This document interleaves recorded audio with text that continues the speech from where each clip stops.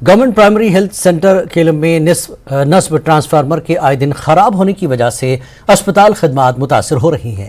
اگرچہ اسپتال کا اپنا بجلی ٹرانسفارمر تھا، تاہم 2014 کے سیلاب کے بعد مقامی آبادی کی بجلی سہولیات اسپتال کے ٹرانسفارمر میں ضم کی گئی، جس سے اسپتال کے آئے دن گپ اندھیرے میں ڈوب رہا ہے اور ادھر متعلقہ اسپتال کو 10 لاکھ سے زائد روپے کی بل بھی موصول ہوئی ہے۔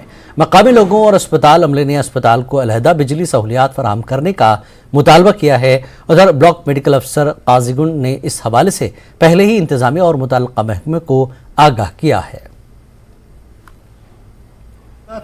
بیمار یہ پاور ایکسرے یت بستی تو یت کن ٹرانسفارم لہٰذا کر گورمنٹ اپیل یہ تیت انتظامات یھ آسان کرہن تھو بہن ٹرانسفارم یت ہسپتال تاکہ اس گھے مشکل دور۔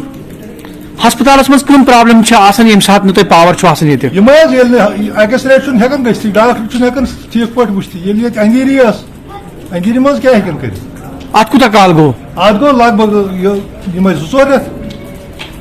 تو وۄنۍ کیٛاہ چھِ تُہنٛز ڈِمانٛڈ؟ أسۍ چھِ دپان یمن تھٲیتو اتھ پاور ہسپتالس دیٖتو بِہُن یہ سا یہ موٹ بستی تھٲیتو بِہُن۔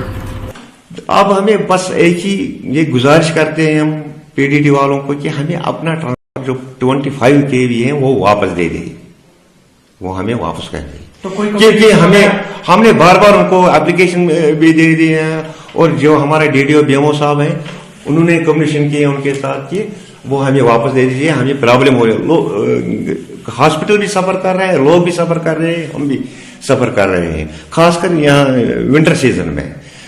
اور دوسری بات یہ ہے کہ جو پی ڈی ڈی ہیں انہوں نے میٹر یہاں لگایا ہے، کم سے کم 8-9 سال ہو گئے اس کو، لیکن وہ ہمیں فلیٹ ریٹ بل۔